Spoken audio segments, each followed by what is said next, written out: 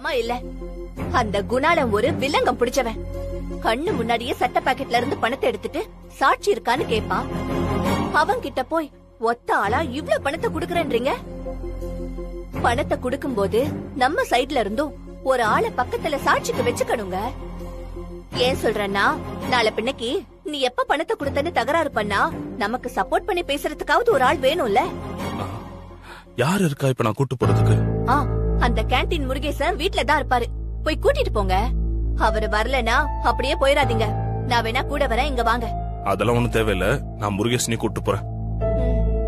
என்னங்க, அப்புறம் ஒரு முக்கியமான விஷயம். பணத்தை குடுத்து முடிச்ச உடனே அவன் கிட்ட ஒரு பத்திரம் கொடுத்தோம்ல, அத வாங்கி அவன் கண்ணு முன்னாடியே கிழிச்சு போட்டுருங்க. அதான் பணம் குடுத்துட்டோமே, அவன் இனிமே என்ன பண்ண போறான்னு அசால்ட்டா இருந்துராதீங்க. அவன் ஒரு மனசாட்சி இல்லாதவன். நாளைக்கு என்ன வேணா பிரச்சனை பண்ணுவான். சரி, அதெல்லாம் எனக்கு தெரியும். நீ பேசிக்கிட்டே இருந்தா டைம் தான் ஆகுது. நான் போயிட்டு வந்துடுறேன். சரி சரி, பாத்து பத்திரமா போயிட்டு வாங்க.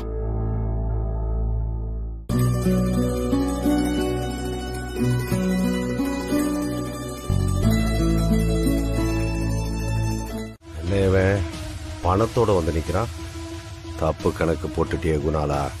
இந்த பணத்தை கை நீட்டி வாங்கிட்டா உன் கனவெல்லாம் காஞ்சு கருகி போகும். ரொம்ப சந்தோஷம் ராஜேந்திரன். உங்க பொண்ணு மகா கட்டிக்காரி தான். சொன்ன தேதியில எவ்வளவு பெரிய அமௌண்ட் ரெடி பண்ணிட்டா. ஆமா, உங்க பொண்ணு கூட வரலையா? இல்லங்கய்யா, அவளுக்கு லீவ் கிடைக்கலையா. அதான் பணத்தை எனக்கு அனுப்பி கொண்டு போய் கொடுத்துட்டு வாங்கன்னு சொல்லிட்டா. நல்ல விஷயம். கெட்டிக்கார பொண்ணுங்கள்லாம் வேலையில தான் கரெக்டா இருப்பாங்க. சரி, பணத்தை கொடுங்க.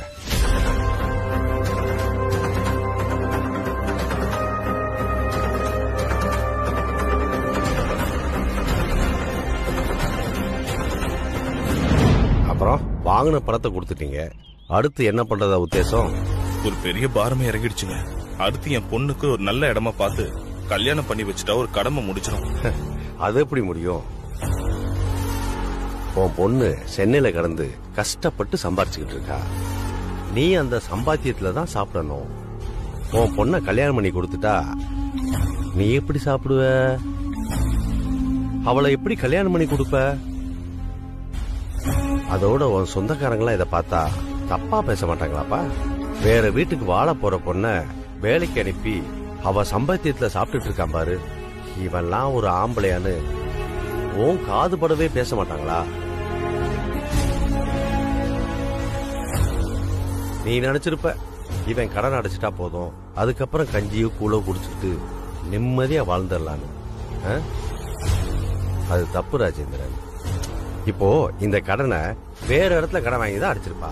அப்ப அந்த கடனை யார் அடைப்பா? காலத்துக்கு அவ வேலைக்கு போவாளா? அதுக்கு அவ புருஷன் ஒத்துக்கணுமே. அப்புறம் உன் பொண்ணு எப்படி இருக்கா? ராணி ஆட்டம்.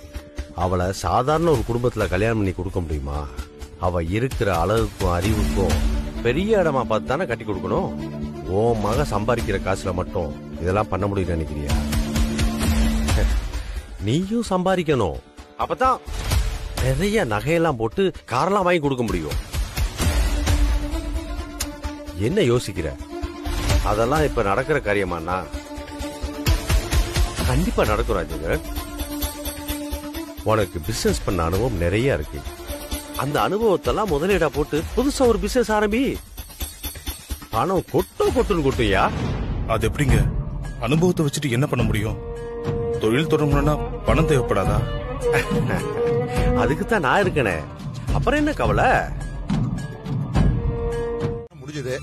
பொண்ணுங்களுக்கு கல்யாணம் பண்ணி வச்சுட்டு பேரம் பேத்திகளோட காலத்தை கழிக்க வேண்டியதான் பாக்கி. அட என்னப்பா நீ, எனக்கு அவ்வளவு வயசாயிடுச்சா என்ன? இன்னும் 20 வருஷத்துக்கு உழைக்கிற அளவுக்கு என் உடம்புல தெம்பு இருக்குப்பா. இனிமே தான் நான் சாதிக்க போற காலமே வரப்போகுது. என்ன எப்படி சொல்ற? மூத்த மகன் சம்பாதிக்க ஆரம்பிச்சிட்டா.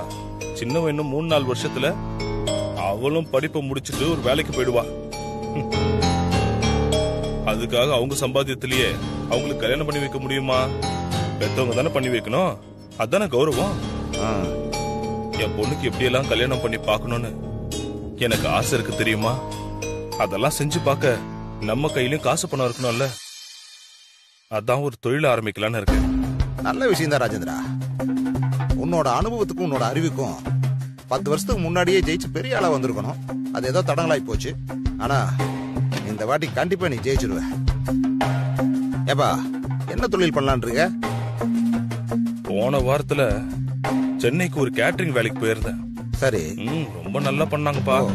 பேசின சம்பளத்தை விட கூடுதலா 5000 ரூபாய் கொடுத்தாங்க.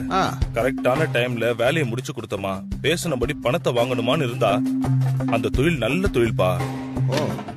அதான் எனக்கு அது சரியா வரும்னு தோணுது. அதனால கேட்டரிங் பிசினஸ் ஆரம்பிக்கலான்னு மனசுல ஓடிக்கிட்டே இருக்கு. அருமையான விஷயம் ராஜேந்திரா. நல்ல தொழில். வயிறார சாப்பிட்டு முடிச்சு நல்லா இருக்குன்னு ஒரு வார்த்தை சொன்னாங்கன்னா அந்த புண்ணியம் உன் பிள்ளைங்களுக்கு தானே போய் சேரும். இந்த கல்யாண வேலையில இன்னொரு சௌரி இருக்கு ராஜேந்திரா. எதுக்காக இந்த தொழிலை நீ ஆரம்பிக்கிற நான் சொல்லட்டுமா? உன் பொண்ணுங்களுக்கு கல்யாணம் பண்ணி பார்க்கணுங்கிறதுக்காகத்தான் இதை பண்ற. நீ சம்பாதிக்கிற பணத்தை எல்லாம் உன் பொண்ணுங்க கல்யாணத்துக்கு செலவு பண்ண போற. நீ மட்டும் இல்ல, நம்ம நாட்டுல நிறைய பேரு உழைச்சு சம்பாதிக்கிறதே கல்யாண செலவுக்காகத்தான். ஏங்க, என்ன ஒரு மாதிரி இருக்கீங்க? குடிச்சிருக்கீங்களா? அதெல்லாம் இல்ல, நீ போய் சாப்பாடு எடுத்து. இல்ல, நீங்க போய் சொல்றீங்க. உண்மையை சொல்லுங்க, நீங்க குடிச்சிருக்கீங்க தானே? ஆமா உமா, சும்மா கொஞ்சமா தான் குடிச்சேன். எதுக்கு இப்ப குடிச்சிட்டு வந்திருக்கீங்க? ஏது காசு? இதெல்லாம் ஒரு கேள்வியா? ஃப்ரெண்டு வாங்கி கொடுத்தாரு. இப்ப நீ தானே சொன்ன ஒரு பெரிய பிரச்சனைல இருந்து மீண்டாச்சுன்னு. அந்த சந்தோஷத்துல சும்மா கொஞ்சமா குடிச்சேன். என்னங்க இது புதுசா குடிப்பழக்கம்? இதெல்லாம் நம்ம குடும்பத்துக்கு சரியா வருமா? நாம 2 பொண்ணுங்களை வச்சிருக்கோங்க, அத மறந்துட்டீங்களா என்ன? உமா, இதெல்லாம் நீ சொல்லிதான் எனக்கு தெரியணுமா? நான் என்ன எப்ப கடை திறப்பாங்க போய் குடிக்கலான்னு நினைக்கிற ஆளா? எப்போது இந்த மாதிரி நல்லதுக்கோ கெட்டதுக்கோ குடிக்கிறேன். அது என்ன தப்பா? நீங்க குடிச்சிட்டு வந்தது கூட தப்பு இல்லங்க. நான் குடிச்சீங்களான்னு கேட்டதுக்கு குடிக்கலன்னு போய் சொன்னீங்கல்ல, அதுதாங்க எனக்கு ரொம்ப பயமா இருக்கு. நீங்க ஏதோ தப்பான வழியில போற மாதிரி இருக்கு. நான் எப்படி தப்பான வழியில போனேன்? இப்பதான் ஏதோ சரியான வழியில போக ஆரம்பிச்சிருக்கேன். எல்லாம் இனிமே நல்லதா நடக்கும் பாரு.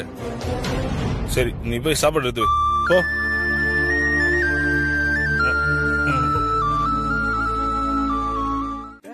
ஆமா ஆமா, எல்லாத்தையும் உங்ககிட்ட சொல்லணும்னு எனக்கு எந்த அவசியமும் இல்ல. பேசாம படுங்க, கொண்டு பாக்காதீங்க.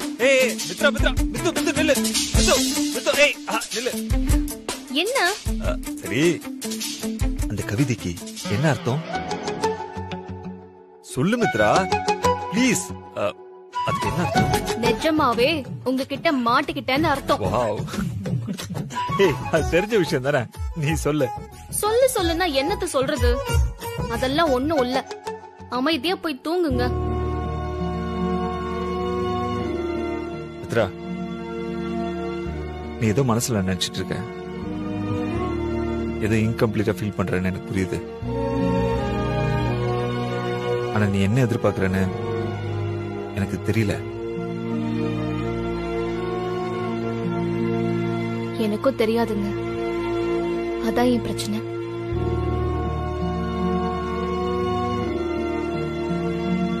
ஆனா கண்டிப்பா நீ நினைக்கிறது நடக்கும். கவலைப்படாத, எதுவா இருந்தாலும் நான் உன் கூட இருப்பேன். சரியா? சரி, ஆனா இனிமே என் டைரி எடுத்து படிக்கிற வேலையெல்லாம் வச்சுக்காதீங்க.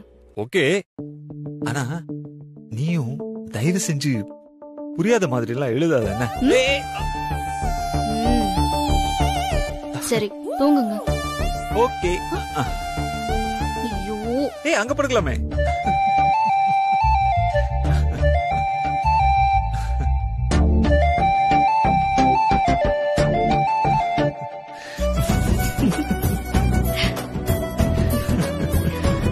சரி, படுத்து தூங்குங்க Vinay. Okay, good night. Good night. என்னம்மா இன்னும் கவலைப்பட்டு அழுதுகிட்டு இருக்க? அதான் வினய் சரியாயிட்டானே, நீ நிம்மதியா தூங்கு. ஒரு நிமிஷம் ஏங்க, உண்மையை சொல்லுங்க. வினய்க்கு சாதாரண ட்ரை காஃப் தானே? சொல்லுங்க, சாதாரண ட்ரை காஃப் தானே? இல்ல வாசுகி, இது சாதாரண இருமல் இல்ல. அதுக்காக பயப்படுற அளவுக்கு ஒண்ணுமே இல்ல. வினய்க்கு இப்பதானே நெக்ஸ்ட் லெவல் ட்ரீட்மெண்ட் ஆரம்பிச்சிருக்கோம். அதனால வர சின்ன சின்ன பாதிப்புல ஒண்ணுதான் இந்த இருமல். அப்போ இந்த மாதிரி தொந்தரவெல்லாம் தொடர்ந்து வந்துகிட்டே தான் இருக்குமா? ஆமா, ஆனா இதெல்லாம் தாங்குற அளவுக்கு அவன் உடம்பால ஸ்ட்ராங்கா தான் இருக்கான். சில பேருக்கு இருக்கிற மாதிரி துணை நோய் எதுவும் வினய்க்கு இல்ல. கடவுள் அவனுக்கு கெட்டதுலயும் ஒரு நல்லதான் செஞ்சிருக்காரு. வினய்க்கு இப்படி ஒரு ட்ரீட்மெண்ட் பண்ண போறது ஏன் என்கிட்ட நீங்க முன்னாடியே சொல்லல? இதுல மறைக்கிறதுக்கெல்லாம் எதுவுமே இல்ல வாசுகி. ஸ்டெப் பை ஸ்டெப்பா ட்ரீட்மெண்ட் பண்ணிட்டு தான் இருக்காங்க. அது டாக்டர்ஸோட வேலை. அதெல்லாம் நான் எக்ஸ்பிளைன் பண்ணாலும் உனக்கு புரியாதுமா. வினய் வீட்லயே இருந்தாலும் அவனுக்கு ட்ரீட்மெண்ட் நடந்துட்டே தான் இருந்தது. நீங்க ட்ரீட்மெண்ட்னா ஹாஸ்பிட்டல்ல அட்மிட் பண்ணி மருந்து மாத்திரை கொடுக்கறதா நினைச்சுக்கிட்டு இருக்கேன். வினயோட கண்டிஷன்ஸ் பொறுத்த வரைக்கும் அப்படி இல்லவே இல்லை. வினய்க்கு எந்த மாதிரி ட்ரீட்மெண்ட் கொடுத்தா அவன் உடம்பு இப்ப அக்செப்ட் பண்ணிக்கிறத அதுக்கான டெஸ்ட் தான் இவ்வளவு நாளா போயிட்டு இருந்துச்சு. அதெல்லாம் பார்த்துட்டு ஸ்பெஷல் டாக்டர்ஸ் இப்போ ஒரு முடிவுக்கு வந்திருக்காங்க. அவங்க கொடுக்கிற ட்ரீட்மெண்ட்ஸ தாங்குற அளவுக்கு வினய் உடம்புல தெம்பு இருக்கு. அதுக்கு முன்னோட்டமா கொடுத்த மருந்துனாலதான் வினய்க்கு இப்ப வந்த இருமல். இங்க பாரு, ஊசி போடும்போது வர வலி மாதிரி தான் இதுவும். இத நம்ம ஃபேஸ் பண்ணிதாம ஆகணும். கடவுளே, நீ எங்களுக்கு இந்த மாதிரி எவ்வளவு கஷ்டத்தை வேணாலும் கூட நாங்க தாங்கிக்கிறோம். ஆனா என் மகன் உயிருக்கு மட்டும் எந்த ஆபத்தையும் கொடுத்துறாத. இங்க பாரு வசு, கவலைப்படாத, அவனுக்கு ஒண்ணும் ஆகாது. சரிதானே? நீ என்ன நம்பு. எங்க மறுபடியும் வினய் மயக்கம் போட்டு ஹாஸ்பிட்டல்ல அட்மிட் ஆகுற மாதிரி எல்லாம் எதுவும் ஆகாதுல்ல? அதெல்லாம் சொல்ல முடியாதுமா. நடக்கலாம், நடக்காமலும் போகலாம். சில நேரங்கள்ல நோயை விட அதுக்கு பண்ற ட்ரீட்மெண்ட் தான் ரொம்ப பெயின்ஃபுல்லா இருக்கும். இதுக்கெல்லாம் நாம ரெடியா இருக்கணும் வாசுகி. வினய்க்கு ரியல் ஸ்ட்ரகிள் இனிமேதான் ஸ்டார்ட் ஆக போகுது. Just miss. இப்ப மட்டும் நீ கால் பண்ணாம இருந்திருந்தா இந்நேரம் உன் வீட்டுக்குள்ளேயே நுழைஞ்சிருப்ப. வீட்டுக்கா? எந்த வீட்டுக்கு? உன் புருஷன் வீடு இருக்குல்ல, அங்கதான். வெளிய வந்து பாரு, உன் வீட்டு எதிரில தான் நிக்கிறேன். நான் 2 தடவை போன் பண்ணியும் நீ எடுக்கலையா? அதான் என்ன பிரச்சனைன்னு நேர்லயே பாத்துட்டு போலான்னு வந்த. அதுக்குள்ள நீ போன் பண்ணிட்ட. குருடா விடுறேன்னு நினைக்கிறியா? வேணும்னா வெளியே வந்து பாரு.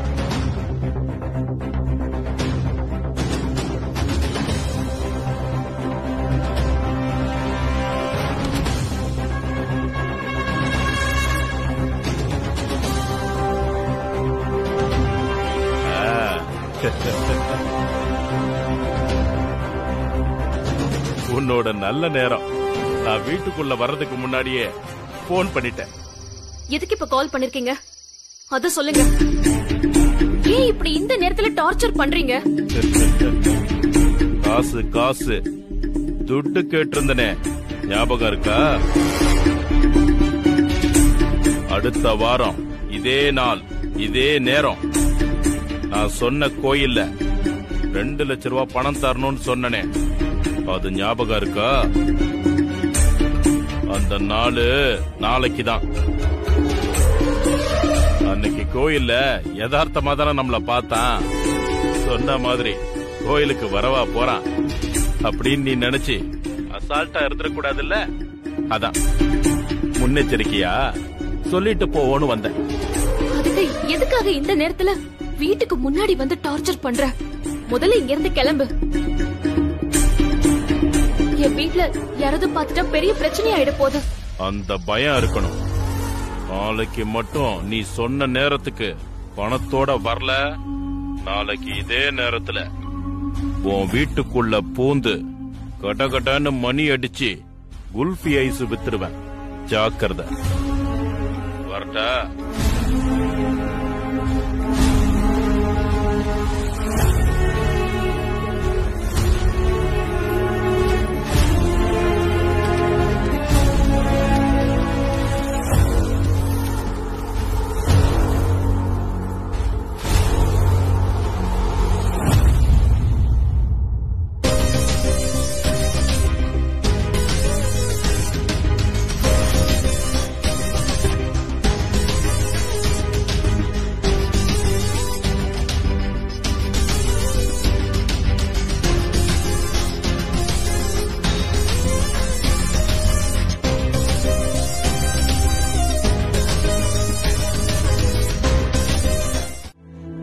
மிஸ்டர் ராம்கி அவனா பார்க் பீச்சுக்கா போறா கூட அப்படியே ஜாலியா போயிட்டு வரதுக்கு. இங்க பாருங்க, அவ போறது லேடிஸ் ஹாஸ்டல். அங்க நான் போய் என்ன பண்ண போறேன்? அங்க அவளோட பழைய ஃப்ரெண்ட்ஸ் எல்லாம் இருப்பாங்க. சும்மா அப்படியே கொஞ்ச நேரம் அவங்களோட டைம் ஸ்பெண்ட் பண்ண மாதிரி இருக்கும். அந்த இடத்துல நான் எதுக்குப்பா நந்தி மாதிரி?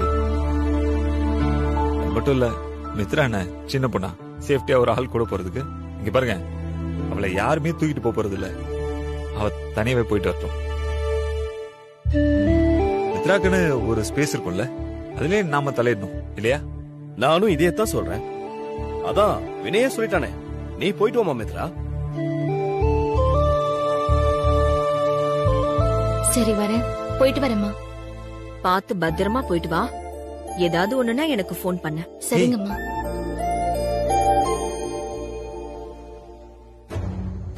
ஹே மித்ரா, நீ இவங்கள ஏமாத்தலாம், ஆனா என்ன ஏமாத்த முடியாது. நீ உன் ஹாஸ்டலுக்கு போகலன்னு எனக்கு நல்லாவே தெரியும்.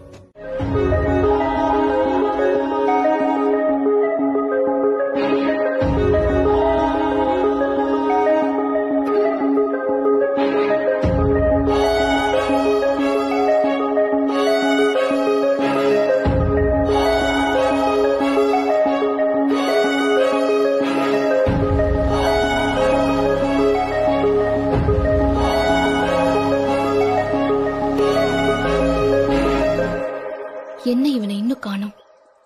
தெரிஞ்சவங்க யாராவது பார்த்துட்டா என்ன பண்றது? இது நைட்டு கரெக்ட் டைமுக்கு வந்துருவேன்னு சொன்னானே. ச்சே, டைம் வேற ஆயிட்டே இருக்கு. எல்லாரும் என்ன ஒரு மாதிரி வேற பாக்குறாங்க. ஒரே இடத்துல நிக்கிறதுனால தானே பிரச்சனை. பேசாம கோவில ஒரு சுத்து சுத்திட்டு வருவோம். ஒருவேளை நான் போனதுக்கு அப்புறம் அவன் வந்து நான் வரலன்னு நினைச்சுக்கிட்டு திரும்ப போயிட்டான்னா அப்புறம் அது எனக்கு தான் பிரச்சனை. கண்டிப்பா அவன் வீட்டுக்கு போய் பிரச்சனை பண்ணுவான். இங்கேயே இருக்கிறதா சரி.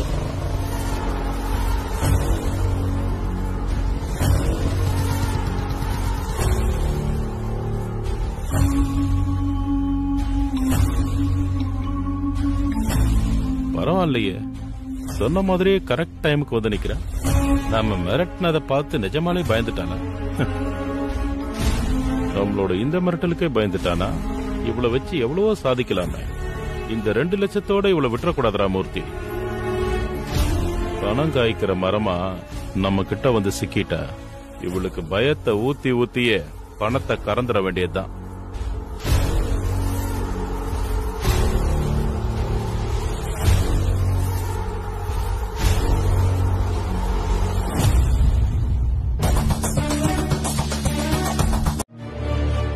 இந்த பணம் கூட நான் வேலை பார்த்து சேர்த்து வச்ச பணம் தான். இப்போதைக்கு இத வாங்கிக்கோ. மீதி பணத்தை நான் கொஞ்சம் கொஞ்சமா கொடுக்க ட்ரை பண்றேன். எது ட்ரை பண்றியா?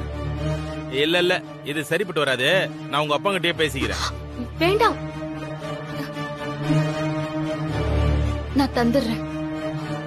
கொஞ்சம் டைம் மட்டும் கொடு ப்ளீஸ். இல்லையே, உன் பேச்சுல ஒரு தெனாவுட்டு தெரியுதே. ஐயோ, அதெல்லாம் ஒண்ணும் இல்ல. நீ எனக்கு கொஞ்சம் டைம் மட்டும் தா, நான் தந்துடுறேன். கொஞ்சம் டைம் கொடுத்து பாப்போமா? ஆனா இவன் நம்ம கண்ணிலேயே மண்ணை தூவிட்டு தப்பிச்சவளாச்சு. ஏதாவது ஃப்ராடு வேலை பண்ண நினைக்கிறாளா? அப்படி பண்ண பாப்போம். சரி, நீ கெஞ்சறத பார்த்தாலும் பாவமா தான் இருக்கு. மீதி பணத்தை ஒரே தவணையா அடுத்த வாடி திருப்பி கொடுத்துடணும். ஓகேயா? இல்லனா உன்னை மாட்டி விடுறத தவிர எனக்கு வேற வழியே இல்ல. நானும் அந்த பணத்தை கஷ்டப்பட்டுதாமா சம்பாதிச்சேன். சரி, அடுத்த வாட்டி மீதி பணத்தை மொத்தமா கொடுத்துடுறேன். போதுமா? இப்போதைக்கு இத வாங்கிக்கோ. சரி, என் மீதியை எப்ப கொடுப்ப? நீயே ஒரு டைம் சொல்லு. ஒரு 2 மாசம். 2 மாசமா? என்ன பார்த்தா என்ன கேன பையன் மாதிரியா தெரியுது? இன்னும் 10 நாள் டைம் உனக்கு. அதுக்குள்ள மீதி காசை கொண்டு வந்து கொடுக்கணும்.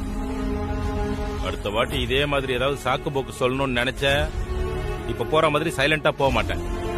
குல்ஃபி ஐஸை எடுத்துட்டு வந்து உன் வீட்டுக்குள்ள கூவி கூவி ஏலம் விட்டுருவேன்.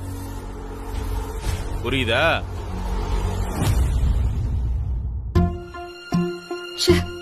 கடவுளே, இவன் கிட்ட இருந்து நான் எப்படி தப்பிக்க போறேன்னு தெரியலையே. ஓகே மித்ரா, எனக்கு என்னமோ நீ என்கிட்ட ஏதோ அன்கம்ஃபர்டபுளா ஃபீல் பண்ற மாதிரி தோணுச்சு. அவ்வளவுதான் மித்ரா. இங்க பாரு மித்ரா, நான் இப்போ உன் ஃப்ரெண்டு தான். நீ என்ன நம்பலாம், சரியா? ஓஹோ, இவங்க லவ் பண்ணி கல்யாணம் பண்ணிக்கிட்டாங்கன்னு தான் இவ்வளவு நாளா நினைச்சிட்டு இருந்தேன். இப்ப என்னடானா ஒரே ரூம்ல தனித்தனியா தான் தூங்குறாங்க போல இருக்கு. அப்போ டாக்டரும் வாசுகியும் இவங்க 2 பேருக்கும் கட்டாயப்படுத்தி தான் கல்யாணம் பண்ணி வச்சிருக்காங்க. இருக்கட்டும், இதுவும் நல்லதுக்குதான். மித்ரா, இது ரொம்ப நல்லா இருக்குல்ல? என்ன நல்லா இருக்கு?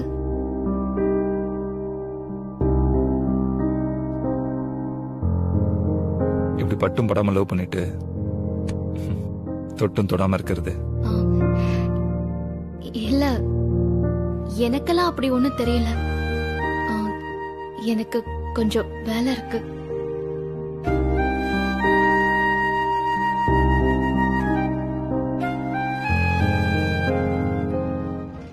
வெளியில தான் எங்காவது இருப்பாங்க. நீ விஷயத்த சொல்லு, என்னாச்சு? ஒரு செம்மையான விஷயத்தை கண்டுபிடிச்சிருக்கேன். எனக்கு சந்தோஷத்துல அப்படியே தலை கால் புரியல. என்ன விஷயத்த சொன்னா நானும் சந்தோஷப்படுவேன்ல. நீங்க இத்தனை நாளா என்னமோ நான் சொத்துக்கு ஆசைப்படுறேன், பேராசைப்படுறேன்னு சொல்லிக்கிட்டே இருப்பீங்கல்ல. இன்னைக்கு என்னாச்சு தெரியுமா? என்னாச்சு? அந்த ஆண்டவனே இதெல்லாம் நமக்கு தானே எழுதி வச்சிருக்கான்னு உறுதி ஆயிடுச்சுங்க. வசந்தி, பைத்திய மாதிரி உளராம விஷயத்த சொல்லு. இப்ப நான் சும்மா வினய் ரூம் பக்கமா போனேனா, அப்ப அவங்க 2 பேரும் பேசிட்டு இருந்தது யதார்த்தமா என் காதுல விழுந்துச்சு. அதுவா விழுந்ததா இல்ல நீ ஒட்டு கேட்டியா? ஏதோ ஒண்ணு. இப்ப அதுவா முக்கியம்? சொல்றத கேளுங்க. அவங்க 2 பேரும் என்ன பேசிட்டு இருந்தாங்க தெரியுமா? என்ன சொல்லி தொலை. அது எனக்கு சரியா புரியல. ஆனா புரியாம தான் இப்படி பூசி மொழிகிட்டு இருக்கியா? ஏங்க, சொல்ல வரத முழுசா கேளுங்க. சும்மா குறுக்க குறுக்க பேசிட்டு இருக்கீங்க. எனக்கு என்னமோ அவங்க 2 பேரும் இன்னும் புருஷன் பொண்டாட்டியா வாழ ஆரம்பிக்கலையோன்னு ஒரே டவுட்டா இருக்கு. என்னடி சொல்ற? ஆமாங்க, அவங்க 2 பேரும் பேசிக்கிட்டத வச்சு பார்த்தா அப்படிதான் தெரியுது. என்ன வசந்தி, வெளியில பாக்குறப்ப நல்ல அந்யோன்யமா இருக்கிற மாதிரி தானே தெரியுது. எல்லாம் வெளி வேஷம் போலங்க. ஹலோ, நீங்க எதுக்காக இவ்ளோ ஃபீல் பண்றீங்க? இல்லடி, சின்னஞ்சிருசுங்க சந்தோஷமா இருக்கட்டும் தான் இவ்வளவு பிரச்சனைகளுக்கு மத்தியிலையும் இவங்களுக்கு கல்யாணம் பண்ணி வச்சது. இப்ப ஏன் இவங்க இப்படி பண்றாங்கன்னே தெரியலையே. ஏங்க, உங்களுக்கு ஏதாவது அறிவு இருக்கா இல்லையா? நானே இந்த விஷயத்தை தெரிஞ்சுக்கிட்டு சந்தோஷப்பட்டுக்கிட்டு இருக்கேன். நீங்க என்னமோ வயலின் வாசிச்சிட்டு இருக்கீங்க. என்னது சந்தோஷப்படுறியா? ஆமா, பின்ன எங்க இதுங்க 2ம் சந்தோஷமா இருந்து மித்ரா அடுத்த மாசமே வாயும் வயிறுமா நின்னுடுவாளோன்னு நினைச்சு நான் பயந்துட்டேன். இப்ப பாருங்க, அந்த ஆண்டவனா பார்த்து அவங்க 2 பேரையும் பிரிச்சு வச்சிருக்கான். ஆமா, ஆண்டவனுக்கு வேற வேலை இல்ல பாரு. எவனுக்கு ஃபர்ஸ்ட் நைட் நடக்குதுன்னு தேடி போய் பார்த்து பிரிச்சு வைக்கிறதுக்கு. ஏண்டி உன் புத்தி இப்படி போகுது? வசந்தி, நீ வர வர ரொம்ப ஓவரா போயிட்டு இருக்க. இதெல்லாம் நல்லதுக்கு இல்ல, சொல்லிட்டேன்.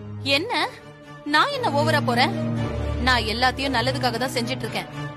எல்லாம் நம்மளோட நல்லதுக்கு. நீங்க தான் என்னமோ ரொம்ப நல்லவர் மாதிரி நடிச்சிட்டு இருக்கீங்க. யாரு? நான் நடிக்கிறேனா? பின்ன நான் என்னமோ உங்க 2 பேரையும் பிரிச்சு விட்ட மாதிரி இல்ல பேசுறீங்க. நடக்கிறது நமக்கு சாதகமா இருக்கே நினைச்சு சந்தோஷப்பட்டுக்கிட்டேன், அவ்வளவுதான். ஆனா ஒண்ணுங்க, நீங்க என்ன பத்தி என்ன வேணா சொல்லிக்கோங்க, நான் ஆசைப்படுறேன் பேராசைப்படுறேன்னு. அது எல்லாமே உண்மைன்னு நானும் ஒத்துக்க. இன்னைக்கு என்ன முருங்கைக்காய் ஸ்பெஷலா? முருங்கைக்காய் சாம்பார், முருங்கை இலை கூட்டு, முருங்கைப்பூ வடைன்னு ஒரே முருங்கை மயமா இருக்கு. ஏன், உனக்கு பிடிக்காதா? நான் பிடிக்காதுன்னு சொல்லலையே. எனக்கு இந்த முருங்கைக்கீரையில கொஞ்சம் புளி சேர்த்து சாதாரண துவையல் அரைச்சாலே நான் விரும்பி சாப்பிடுவேன். இதுல இன்னும் வடை சாம்பார் கூட்டுன்னு பண்ணா நான் என்ன வேண்டாம் நான் சொல்ல போறேன்? அப்போ ஓகே, நான் நினைச்சது வீண் போகல. என்ன நினைச்சீங்க? இல்ல, இந்த முருங்கை ஸ்பெஷல் ஐடியாவை நான் அக்கா கிட்ட சொன்னதும் அவங்க முகத்தை சுழிச்சு இதெல்லாம் வேண்டாமா? மித்ராவுக்கு பிடிக்குமான்னு தெரியலன்னு சொன்னாங்க. அப்புறம் நான் தான் கண்டிப்பா உனக்கு பிடிக்கும்னு சொல்லி சமைக்கிறதுக்கு ஏற்பாடு பண்ணேன். ஓ ஆமா, எதுக்கு இதெல்லாம் எனக்கு சமைச்சு தரணும்னு சொன்னீங்க? என்ன மித்ரா, உனக்கு தெரியாதா? எனக்கு நிஜமாவே தெரியல அத்தை. நீங்க என்னன்னு சொன்னீங்கன்னா நானும் தெரிஞ்சுக்குவேன். என்ன மித்ரா, இது கூட தெரியலங்கற? சினிமால நீ பார்க்க மாட்டியா? புதுசா கல்யாணமானவங்க முருங்கைக்காய் சாப்பிடுறது ரொம்ப ரொம்ப நல்லது. நீ இன்னைக்கு சாப்பிட்டுட்டு நாளைக்கு வந்து எப்படி இருந்துச்சுன்னு சொல்லு. அத்தை, நான் சொல்றேன், தப்பா நினைச்சுக்காதீங்க. இந்த முருங்கை சமாச்சாரம்லாம் செம்ம போங்கு. இதெல்லாம் எதுவும் உண்மை கிடையாது. நீங்க பாக்யராஜ் படம் பார்த்துட்டு தான் இப்படி எல்லாம் சொல்றீங்கன்னு நினைக்கிறேன். ஆனா இதெல்லாம் உண்மையே இல்ல. இத பாக்யராஜே ஒரு பேட்டியில சொல்லிருக்காரு அத்தை. நான் அத பாத்திருக்கேன். படத்துல ஒரு சுவாரஸ்யம் வேணும்னு கற்பனை பண்ணி சேர்த்தத உண்மைன்னு மக்கள் இன்னும் நம்பிட்டு இருக்காங்க. நீ சொல்றது உண்மையா மித்ரா? 100% உண்மைமா. அம்மா, சினிமால தான் இத சொல்லிருக்காங்க. எந்த டாக்டராவது சொல்லிருக்காங்களா? வசந்தி, மித்ரா சொல்றதா உண்மை. நான் கூட சாப்பிட்டு பாத்திருக்கேன். எனக்கு எந்த வித்தியாசமும் தெரிஞ்சதில்ல.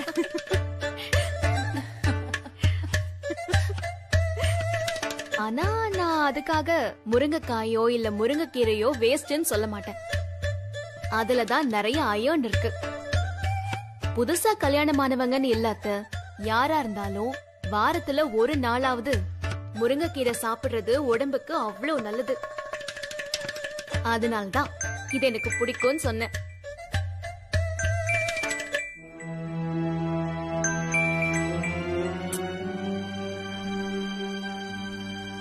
ஏன் வசந்தி கட் பண்ற? அட்டன் பண்ணி பேசு. அட வேண்டாங்கா, அது ஒரு தலைவலி கேஸ். சரி மாப்ள, நீ மித்ராவை எப்படி இம்ப்ரெஸ் பண்ணணும்னு நினைக்கிற? நான் அவகிட்ட ஐ லவ் யூன்னு சொன்ன மாதிரி அவளே என்கிட்ட வந்து ஐ லவ் யூ அப்படின்னு சொல்லணும். அப்படி அவ சொல்லிட்டா நான் அவளை ஜெயிச்சிடுவேன் மாம்ஸ். ஓகே மாப்ள, அதுக்கு நான் உனக்கு ஒரு 4 வரியில அட்வைஸ் பண்ணட்டா? ஐயோ எப்பா, உன் அட்வைஸ்ல எனக்கு தயவு செஞ்சு வேண்டே வேண்டாம். மித்ரா எனக்கு ஐ லவ் யூ சொல்லணும், அது மட்டும் ஹெல்ப் பண்ண. ஓகே, இப்போ பொண்ணுங்களோட சைக்காலஜி என்னன்னு தெரியுமா? அவங்க மனசுக்குள்ள ஒரு விஷயத்தை வச்சிருப்பாங்க, ஆனா வெளியில சொல்ல மாட்டாங்க. உதாரணத்துக்கு பா ஐயா, இந்த உதாரணம் எல்லாம் சொல்லாதீங்க, தயவு செஞ்சு வழியை மட்டும் சொல்லுங்க ப்ளீஸ். அதான் மாப்பிள்ள சொல்ல வர. குறுக்கு பேசிட்டு இருந்தா எப்படி சொல்றதாமா? சரி சொல்லு. அதான் மாப்பிள்ள, மித்ரா இருக்கால, ஆமா, அவோ உன்னை உள்ளுக்குள்ளேயே லவ் பண்றா, ஆனா அத உங்ககிட்ட வெளிப்படையா சொல்ல மாட்டேங்கிறா. அதான உன் பிரச்சனை?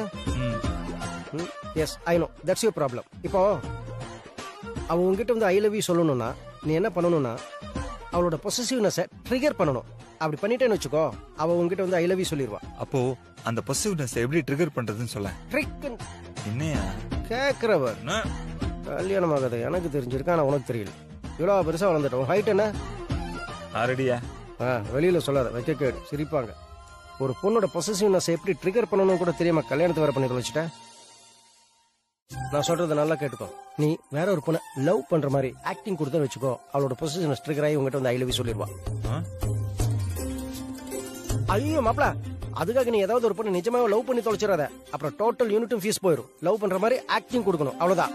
எப்படின்னா நீ மித்ரா முன்னாடி போய் அப்படி இப்படி ஏதாவது ஒரு பொண்ணை பத்தி அவளை பிரைஸ் பண்ணி, அவளோட பேச்சு அப்படிக்கா இருந்தது, அவளோட சிரிப்பு இப்படிக்கா இருந்தது, அவளோட நட இப்படிக்கா இருந்ததுன்னு பிரைஸ் பண்ணு வச்சுக்கோ. அவ உண்மையில கடுப்பாயி இப்போதைக்கு என்கிட்ட எவ்வளவு பத்தி பேசிட்டு இருக்கீங்க, எனக்கு தலைவலிக்குது, நான் போய் தூங்குறேன், இல்லன்னா எனக்கு வேற வேலை இருக்கு விடுங்கன்னு சொல்லி டாபிக்க கட் பண்ணிட்டு போவா. அவ அப்படி போனா அவ உன்னை லவ் பண்றான்னு அர்த்தம். இல்ல அப்புறம் என்னாச்சு சொல்லுங்க அப்படின்னு அடுத்த எபிசோட பாக்குற கியூரியாசிட்டியோட கேட்டான்னு வச்சுக்கோ, அவளுக்கு மேல காதல், கத்திரிக்காய், பொடலங்காய், சுரக்காய் எதுவுமே இல்லைன்னு அர்த்தம். You super moms. சரி, டைம் ஆயிடுச்சு, நீ போய். சேர்ந்து தானே சாப்பிட்டோம், அப்புறம் என்ன கேள்வி? என்ன விஷயம் சொல்லுங்க. என்ன விஷயம்? எதுவும் இல்லையே. இல்லையே, உங்க மொழிய பார்த்தாலே தெரியுது ஏதோ விஷயம் இருக்குன்னு. என்னன்னு சொல்லுங்க. நான் சொல்லுவேன், ஆனா நீ அத தப்பா நினைச்சு கூடாது. சரி. தாரா கால் பண்ணியிருந்தா மித்ரா. ஓ, சரி, இதுக்கு எதுக்கு நான் தப்பா நினைச்சுக்க போறேன்? அப்படி இல்ல, எனக்கு அவ கால் பண்ணி பேசினதுல இருந்து எனக்கு ஒரு மாதிரியாவே இருக்கு. என்ன மாதிரி இருக்கு? இல்ல, அவ எனக்கு கல்யாணம் ஆனது நினைச்சு ரொம்ப ஃபீல் பண்ணி பேசினா. அதான் எனக்கும் மனசு ஒரு மாதிரி கஷ்டமா போச்சு. ஓஹோ.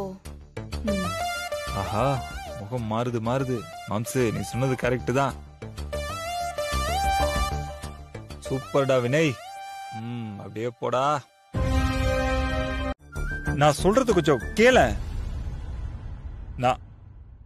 நான் சொல்ல வந்ததே வேற. சரி, என்ன சொல்லுங்க. ஆக்சுவலா தாரா போன் பண்ணது உண்மைதான், ஆனா விஷயம் வேற. அப்போ உங்க மனசுல இருந்ததுதான் நீங்க சொல்லிருக்கீங்க.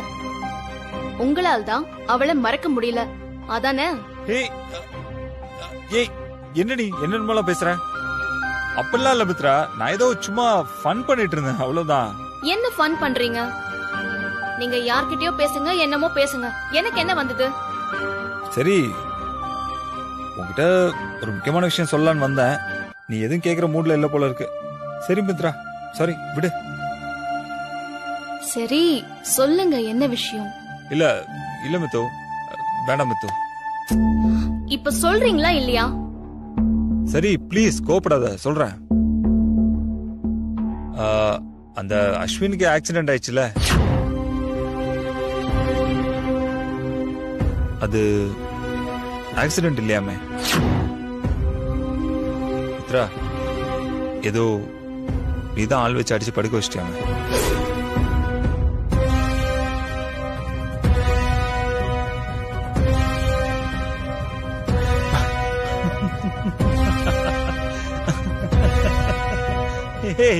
முழிக்கிறத பாரு. அவ ஏதோ பைத்தியமாயிட்டான்னு நினைக்கிறேன் மித்ரா. அவ ஆக்சுவலா நம்மளை பத்தி யோசிச்சு யோசிச்சு இந்த படையப்பால வர நீலாம்பரி மாதிரி ஆயிட்டா. அவ என்ன வேணா சொல்லிட்டு போட்டோம், போயும் நீலா ஆள் வச்சு அடிச்சான்னு சொன்னா பாரு. அதவ சொன்னதுக்கு நீங்க என்ன சொன்னீங்க? நீ போயிட்டு நல்ல ஒரு சைக்காட்ரிஸ்ட பாருன்னு சொன்ன. ஏய், நீ என்ன யோசிக்கிற? ஏதோ இல்ல, சும்மாதான். இதோ பாரு, அவ ஏதோ சொல்லிட்டு போறா. நீ இதெல்லாம் பத்தி ஏதாவது யோசிச்சு டென்ஷன் ஆயிட்டு இருக்காத. கோவத்துல என்ன பண்றது தெரியாம ஏதோ பண்ணிட்டு இருக்க. பாக்கலாம், கொஞ்ச நாள் போச்சுன்னா எல்லாமே சரியாயிடும் தானே. சரி, நீ தூங்கு. பாய், குட் நைட். Good night.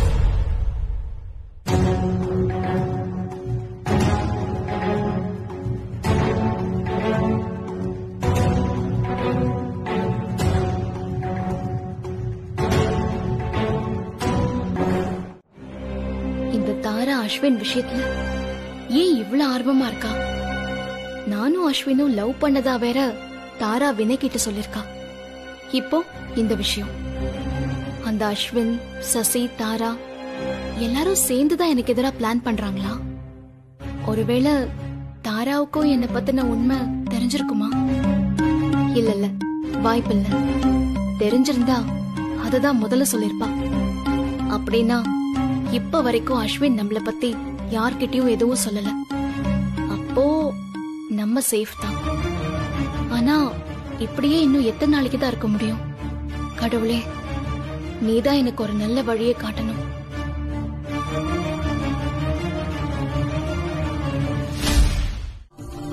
அப்படியா? அப்போ வாசுகி கிட்டயும் வினய் கிட்டயும் உண்மையை சொல்லிடலாமா? அவங்க என்ன சொல்றாங்கன்னு பாப்போம், அபிப்பிராயம் இருக்கான்னு கேட்போம். மத்ததெல்லாம் அப்புறமா முடிவு பண்ணிக்கலாம். எல்லா உண்மையும் தெரிஞ்சதுக்கு அப்புறமும் வாசுகி இதுக்கு சரின்னு சொன்னா வேற என்ன? உன் சொத்து எல்லாத்தையும் மித்ராவுக்கு எழுதி வை, நானே டாக்குமெண்ட் ரெடி பண்ணி தரேன். என்ன, ஓகேவா? ஏ தர்மா, நீ பேசுறது விதண்டாவாதம். நீ ஏன் இந்த விஷயத்துல இவ்வளவு பிடிவாதமாவும் நம்பிக்கை இல்லாம இருக்கான்னு எனக்கு தெரியலடா. டேய், நான் பேசுறது விதண்டாவாதம் இல்ல, நியாயம். நீ இந்த விஷயத்த அக்ரிமெண்ட் போடுறதுக்கு முன்னாடி யோசிச்சிருக்கணும். டேய், அந்த அக்ரிமெண்ட் ஒண்ணு நானா வந்து உன்னை போடுன்னு சொல்லி நீயா சொன்ன? அந்த சிச்சுவேஷன்ல எனக்கு யோசிக்க டைம் இல்ல, நான் சரின்னு சொன்னேன். இப்பவா இருந்தா நான் கண்டிப்பா மாட்டேன்னு சொல்லிருப்பேன். ராம்கி, நீ வெளுத்ததெல்லாம் பாலுன்னு நினைச்சிட்டு இருக்க. நான் பாலா கல்லா இல்ல சுண்ணாம்பு தண்ணியான்னு யோசிக்கணும். பாலா இருந்தா எனக்கும் சந்தோஷம்தான், ஆனா சுண்ணாம்பா இருந்தா? இது பாரு ராம்கி, இது உன் குடும்பம் உன் பிரச்சனைன்னு நான் விட்டுட்டு போறதுக்கு எனக்கு எவ்வளவு நேரம் ஆகும் சொல்லு? ஏதோ நம்ம நண்பன் குடும்பம்னு நினைக்கிறதுனாலதான் இவ்வளவு சொல்லிட்டு இருக்கேன். டேய், மித்ராவும் நம்ம குடும்பம் தான்டா. அவசரப்பட வேணான்னு சொல்றேன் ராம்கி. இன்னும் கொஞ்ச நாள் போகட்டுமே. நீயும் மித்ராவும் வேணா. இது அக்ரிமெண்ட் கல்யாணம். 15 லட்சம் காசை வாங்கிட்டு தான் இந்த கல்யாணம் நடந்திருக்கிறத மறந்துட்டு மாமனார் மருமகளா மாறலாம். ஆனா நான் மறக்க மாட்டேன் ராம்கி. டேய் டேய், இப்ப எதுக்கு இதெல்லாம் பத்தி பேசிக்கிட்டு இருக்க? இங்க பாரு தர்மா, இது வாசுகியோட முடிவு. இப்ப போய் நான் முடியாது அது இதெல்லாம் சொல்ல முடியாது. அப்படி சொன்னா அவ ஏன் எதுக்குன்னு என்ன 1000 கேள்வி கேட்பான். அதனால நீ டாக்குமெண்ட்ஸ் ரெடி பண்ணு, மத்ததெல்லாம் நாம அப்புறம் பாத்துக்கலாம். சரி, நான் சொல்ல வேண்டியதெல்லாம் சொல்லிட்டேன். அப்புறம் உன் இஷ்டம். அப்புறம் ஒரு விஷயம், ஏதோ பெருசா பேசினியே அக்ரிமெண்ட்னு. அதோட வேல்யூ 6 மாசம் இல்ல, வினய் உயிரோட இருக்கிற வரைக்கும். டேய், நான் இப்பவும் சொல்றேன், என் பையன் உயிரோட தான் இருப்பான். மித்ரா தான் என் மருமக. ஓகேடா, நீ சொல்ற மாதிரி எல்லாம் நல்லபடியா நடந்ததுன்னா சந்தோஷம் தானே.